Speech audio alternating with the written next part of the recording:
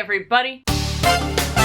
Welcome to Rachel's Room, where every Thursday I answer your questions. This is the first day I don't sound like I'm sick, and I'm really excited about it, guys. On to your questions. What's that black thing in the ocean? Is that a deep spot? This is a comment on my picture I posted when I was parasailing. A lot of you guys were freaking out about the black spot in the ocean, so I thought I'd address it. That black spot in the ocean is the shadow from our parachute. So it's not anything exciting. It is a shadow. That's a shadow from my parachute, from parasailing. Nothing exciting, absolutely nothing. You thought that was gonna be like a monster in the sea? It's not a monster in the sea. It's not a deep hole. It's not a volcano erupting. It's not a shark. It's not a whale. It's not a huge sea turtle. Yes, these are all things people thought they actually were. It's a shadow.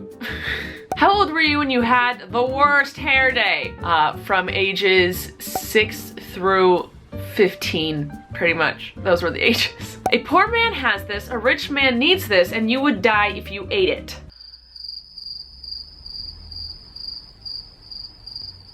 Dang it! I don't know. Siri, a poor man has this, a rich man needs this, and you will die if you eat this. What is it? Who, me? Oh, you are worthless, Siri! Ha! The answer is nothing. That took me a while. I'm usually so good at those things. I'm so bad at that one. I couldn't figure it out. Ask Siri, where do I hide the body? Time for Ask Siri. Where do I hide the body? I don't have an opinion on that. Okay. Siri, where should I hide the body? Interesting question. Santa's elf. Okay, if it's such an interesting question, why doesn't she answer it? Like, she always says, oh, interesting question, thanks. What if I wrote that on a test? What if I got a test and every test I said, interesting question, teacher. Good question. No, you fail, Siri. Are you happy for baby Mackenzie Rose to be in the world? My friends, Teeny and Simon, Teeny gave birth. Simon was probably yelled at a bunch during the process. But my friends Teeny and Simon, they had their beautiful baby girl Mackenzie, and she's adorable. I've seen a picture of her and I'm gonna see her soon, within the next couple of days, and then I'm so excited to squeeze her and hold her and be very uncomfortable because I feel like I'm gonna break her and then give her back to her parents.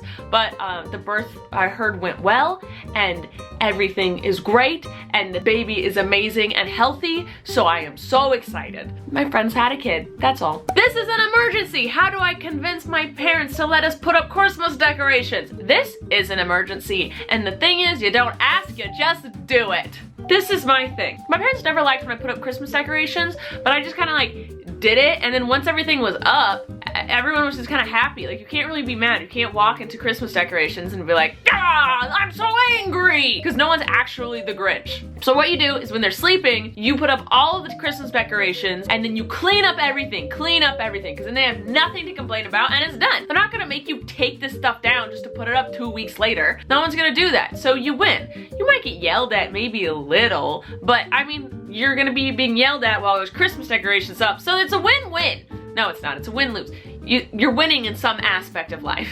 Did you make Christmas lists when you were a kid, and do you still make them? Yes and yes. I made a lot of Christmas lists. They were extravagant and also extravagant. They were just extravagant. I wrote everything I could ever dream and wish and put them on a piece of paper, and I gave them to my parents because I know Santa didn't do it. I mean, Santa did it, but I never wrote it to Santa. My parents were always like, you write us the Christmas list, Santa will get you some stuff, but we're putting our money into this. Know this, that when you get something, our money went into it, but Santa will come and bring you things.